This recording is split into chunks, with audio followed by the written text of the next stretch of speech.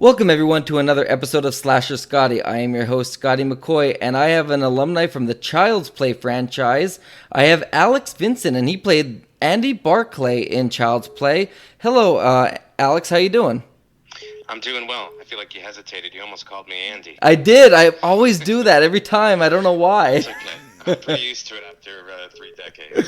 It is true, right? Oh my gosh! I mean, I'm really excited that we can do this interview. Like I've been a fan of yours for the longest time, and I will start off with a quick story before I ask the questions. That I've always been afraid of Chucky, and I call it karma ever since I was younger. Now I'm not as an adult, but when I was younger, I was always afraid of Chucky. Every time going into Spencer's and all that, but.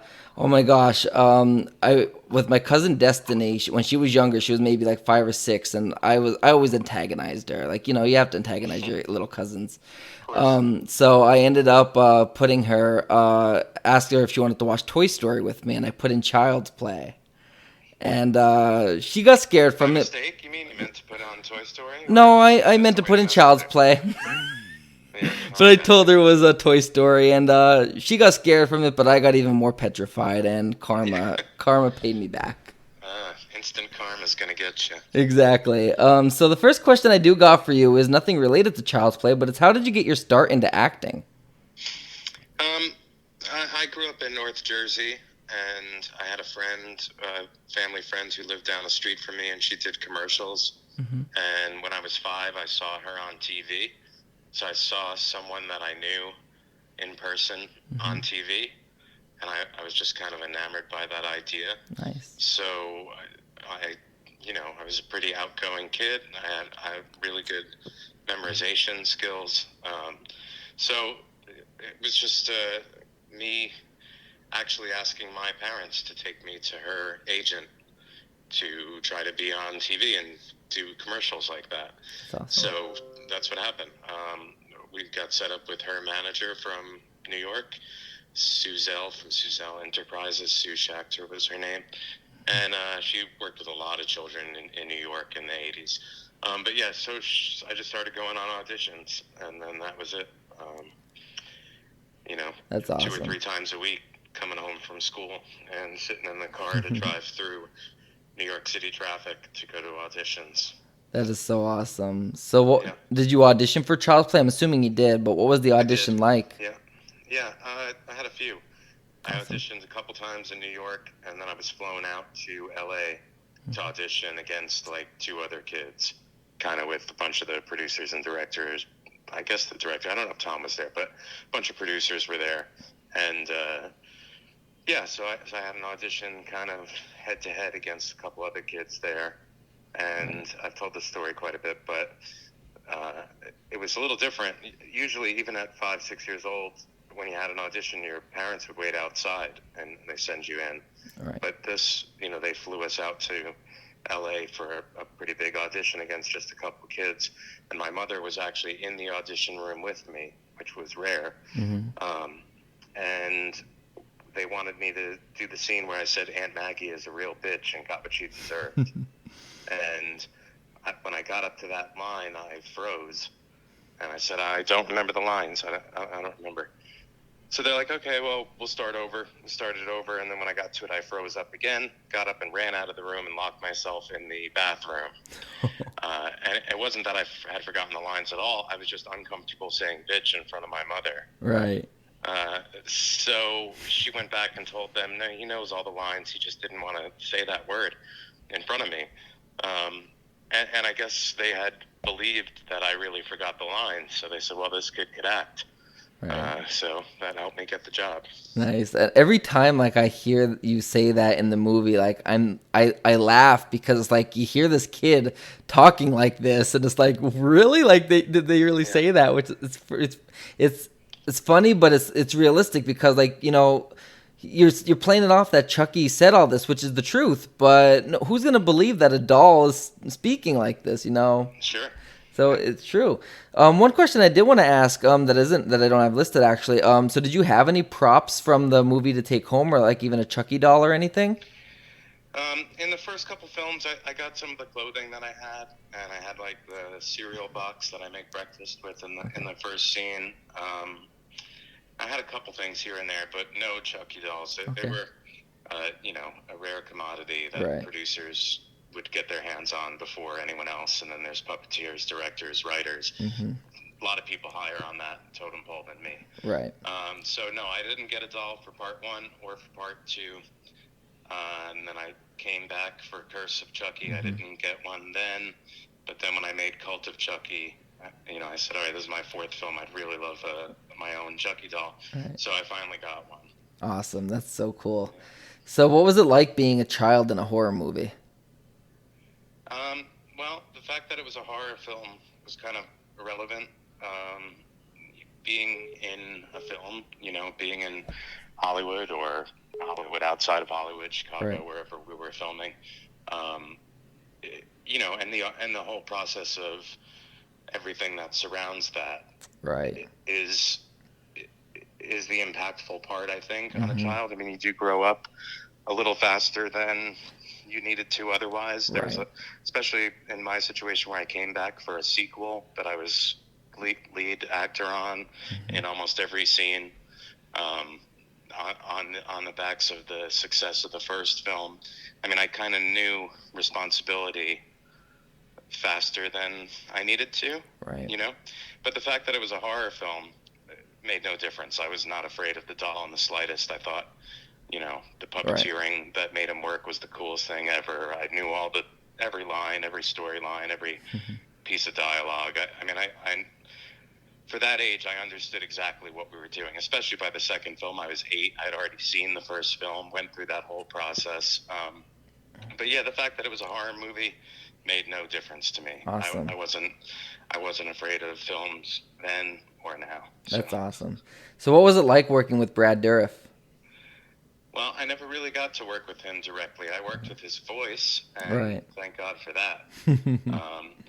If all these Chucky lines were voiced just by some script supervisor shouting out the lines, I don't think it would have been as easy to act convincingly to them. But he did all of his voice recording stuff first. Okay. So that was out of the way, and they would put it on playback on set.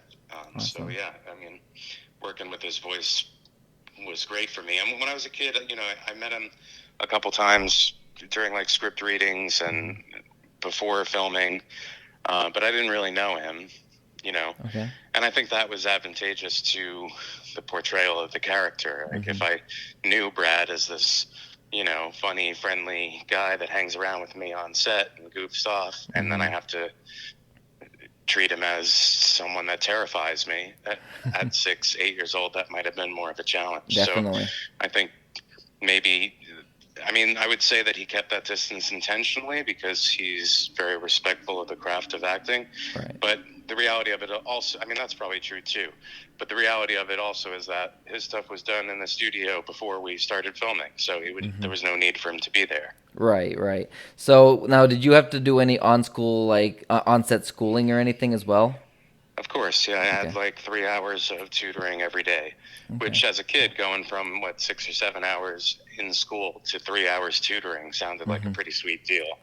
Exactly. And all my teachers would send me with like 3 months worth of work to work on. And we would usually knock it out in the first couple weeks. Right. So then I spent that time just doing other stuff. Awesome. So we With know. the teacher. Oops, sorry. Yeah. So we know that you returned to the franchise in a post-credit cameo in The Curse of Chucky. So how did that come about? Well, fortunately, Don Mancini and I, in Child's Play 2, I just looked up to him so much. I thought he was the coolest. He drove a cool car. He took me to see Back to the Future in the theaters. He was a writer, which I always was kind of impressed by. I still am. So luckily, we reconnected and were very friendly. For many years. So he knew that if the right thing, the right opportunity at the right time for the story, that he wanted to bring me back, I would be very eager to do that, So that's kind of what happened. Okay. The story opened up the possibility of Andy's return, and luckily, because of our friendship, he was just able to reach out to me and ask me if I was interested, and of course I was. Awesome. Yep. So was it planned from your return in the Curse of Chucky for you to be a part of the Cult of Chucky? You'd have to ask Don about Okay. that. I mean, it was certainly set up as a possibility. I mean, I know that in this business, you really can't get ahead of yourselves at all with anything. Like, just because we got funding to make a movie today doesn't mean that we'll get funding a couple years from now to make any follow-up. You know, so I think some people maybe just take that part of it for granted. I mean, that's not, you know, that's way above my pay grade, but I do know that it's always a struggle. It's not like they're always knocking down your door to give you millions of dollars to make a film. Right. So I think story-wise, if given the opportunity to continue it, he was excited about the idea of including me further. And he, you know, thank God he has faith in me as an actor, considering that I haven't done much over the last, you know, 30 years. I haven't been on an audition since 1993. Wow. You know. Right. So So what was the reason for you not to return for Child's Play 3? I wasn't old enough. They wanted the character to be in military school and have a love interest. Okay. And they didn't want to wait another extra 6 years or so to make the film. Right. That makes sense too. I mean, it's you know, creatively that's where they wanted to go. It does, you know, it does make sense. Yeah. So I know that I interviewed Christine. She actually put me in touch with you. And I asked her the question regarding how it was working with you. So I would like to ask you pretty much the same question of what was it like working with her? It was awesome. She was, you know, felt like a big sister. You know, the best parts of Child's Play 2 were the fun off-camera moments that I had with Don and with Christine, specifically those two, and John LaFia. But, so, you know, those are the memories kind of that stick out a little bit more than the work. Right. Since I was 8 years old at the time. And Christina, just like Don, I always looked up to her. I thought it was very cool that she was, you know, young, but acting and doing what at the time I was very ambitious to do. I lost some of that ambition in my early teens and kind of didn't want to go through any of that anymore. But at the time, acting was something that I really kind of valued and was impressed by. And so, you know, I was impressed with her automatically. But yeah, she was fun and sweet and laughed a lot and That's awesome. Really enjoyed her time. And she was really, you know, like thankful and happy and appreciative to be there. Right. And that made her very pleasant to be around. And yeah, you know, we went our separate ways and back then, you know, we didn't keep like mail correspondence with each other. You know, we didn't all have cell phones, and certainly social media made it easier to connect. Yeah. And then I was doing horror conventions, which I've been doing for the past like almost 20 years. And I did one with her in, I think, Lexington, Kentucky first. I'm not sure what year that was, maybe 2012 or 13, something like that.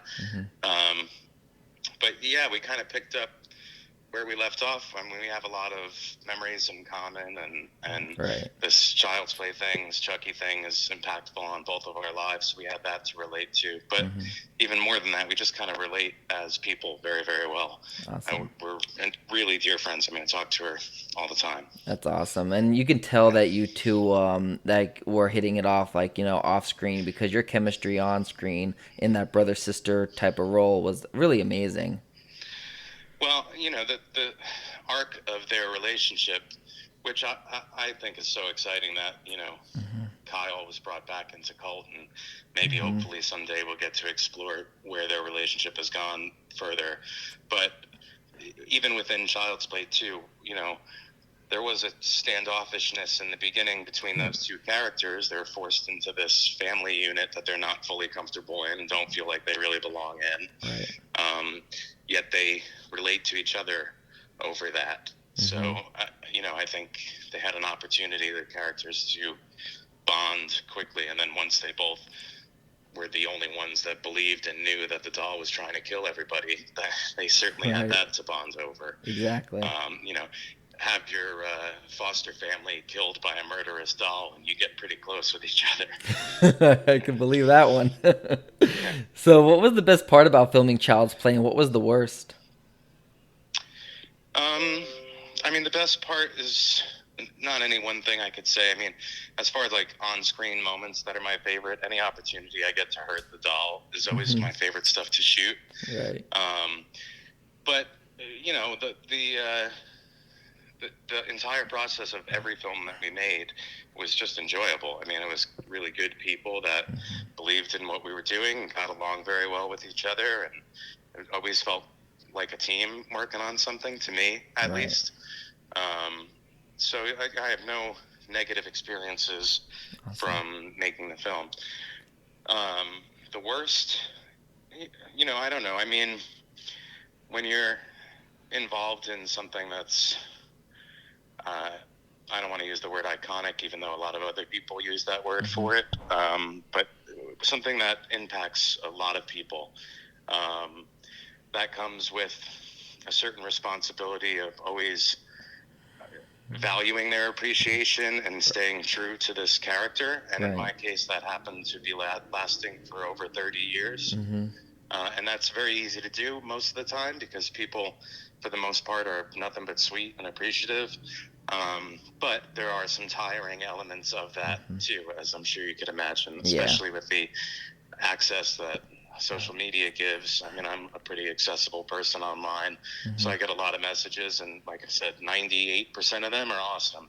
2% of them are really tiring and old and, you know, not that funny anymore. Like if I post a picture of my cat or something, I'm inevitably going to get the comments of like, "Don't let Chucky kill your cat," or whatever. You know, whatever I post comes back to Chucky at all times, always.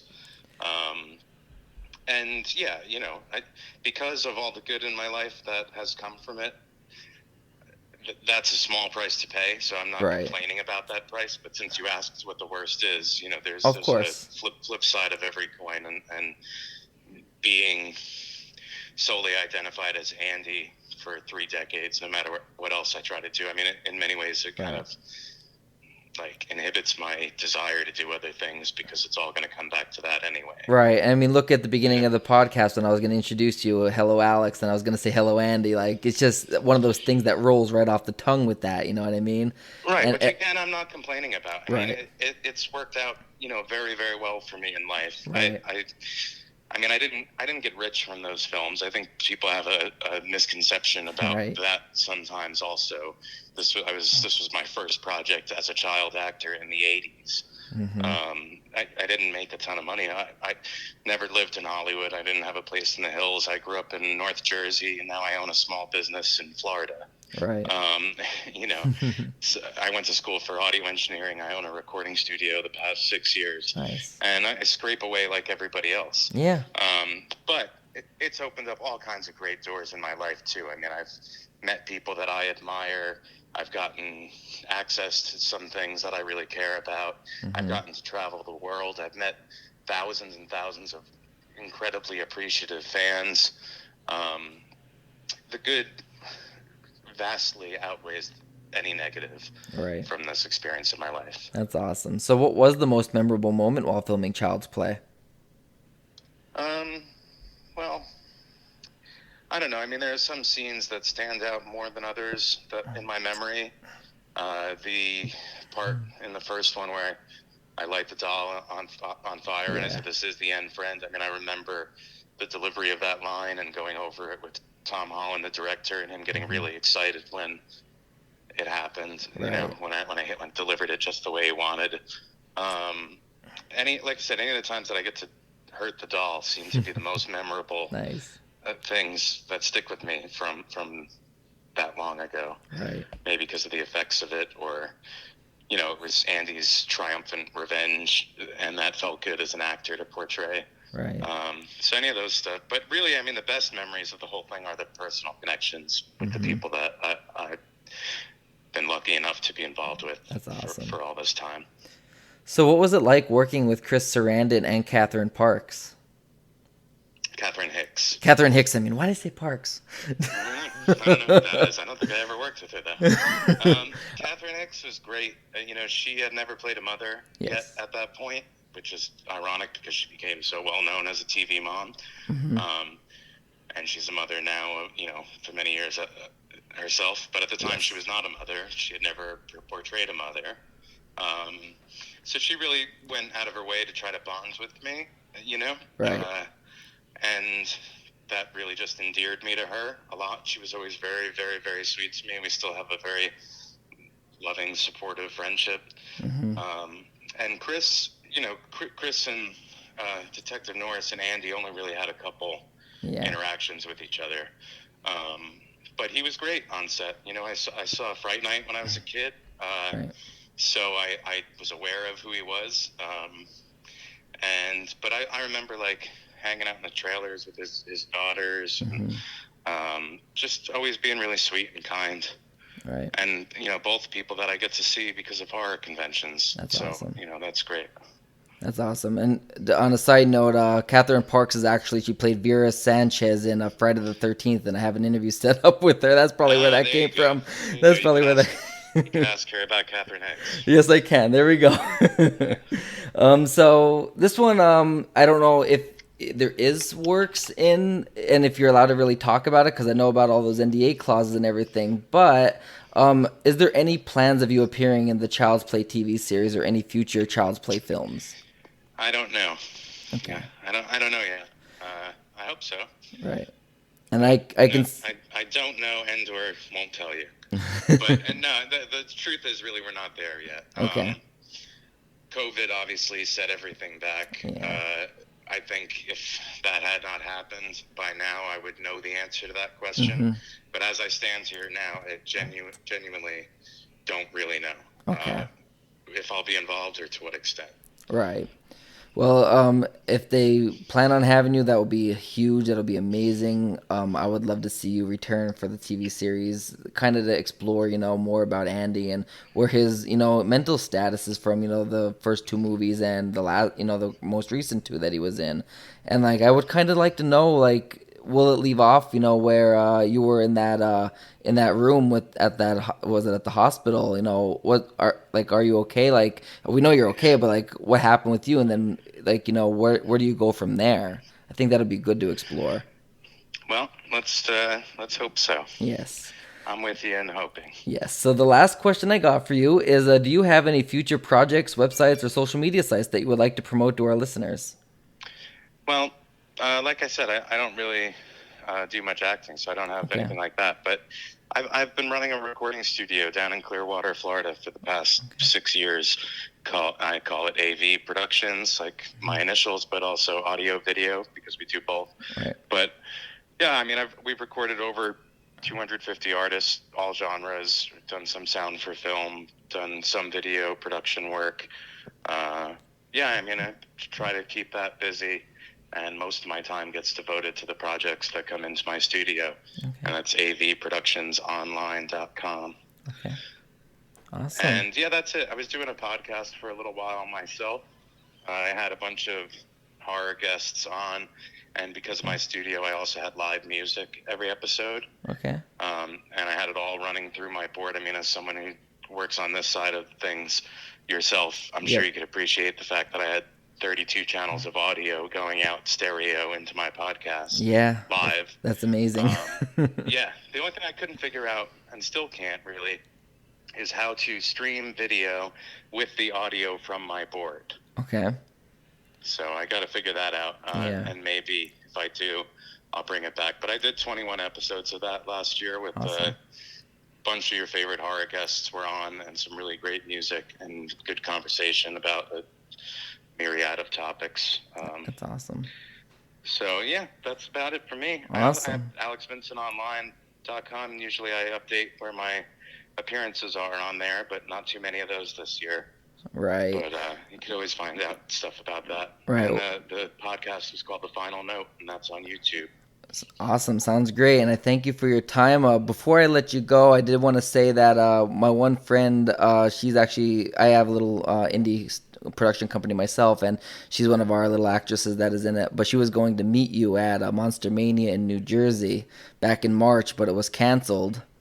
Yeah, because that was about the most disappointing convention cancellation of all time. Yeah. I had flown up to New Jersey for it just as this pandemic was kind of kicking into gear before the shutdown of everything. Right. And that was scheduled like right on that weekend when they shut things down. So I flew up to New Jersey on a Wednesday for the convention on Friday, and they canceled it Wednesday night.